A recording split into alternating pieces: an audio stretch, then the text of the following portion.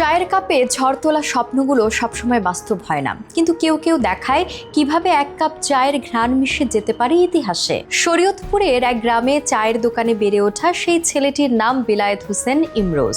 তিনি ৪১তম BCS এ শিক্ষা ক্যাডারে মেধা তালিকায় দর্শন বিভাগে দ্বিতীয় হয়েছেন। ইমরোজের বাবা শামসুল তালুকদার একজন প্রান্তিক চা বিক্রেতা। সংসারের 4 সন্তানের মধ্যে একমাত্র ছেলে ইমরোজ ছোটবেলা থেকেই বাবার পাশে দোকানে বসে কাটিয়েছেন। ভোরে দোকান খুলে বইয়ের পাতায় চোখ রাখা আর সন্ধ্যা হলে লাইটের নিচে গরম চায়ের কাপে ঘামে ভেজা হাত মুছে পড়া চালিয়ে যাওয়া, এটাই ছিল তার দৈনন্দিন রুটিন। বিনোদপুর সরকারি প্রাথমিক বিদ্যালয় থেকে তিনি 2006 সালে প্রাথমিক বৃত্তি পেয়েছিলেন। এরপর ধাপে ধাপে সাফল্যের সিঁড়ি পেরিয়ে দাখিল, HSC এবং ঢাকা বিশ্ববিদ্যালয়ে ভর্তি যুদ্ধে জয়ী হয়ে কৃতিত্বের সঙ্গে দর্শন বিভাগ থেকে অনার্স মাস্টার্স সম্পূর্ণ করেন।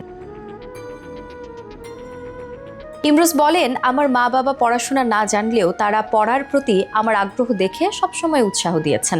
ক্ষুদ্র দোকানের আয় থেকেও আমার পড়ার খরচ বাঁচিয়ে রাখতেন। অনেক সময় আত্মীয়দের কাছ থেকেও ধার করতে হয়েছে।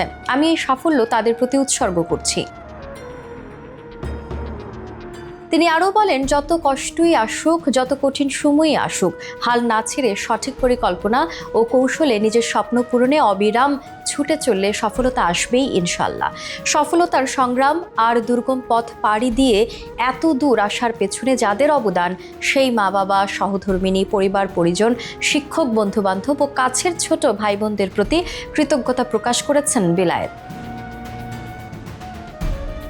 ইমরোজের বাবা বলেন, আমার ছেলে BCS ক্যাডার হয়েছে শুনে আমি খুব খুশি হয়েছি। আমার পক্ষে যতটুকু সম্ভব চেষ্টা করেছি।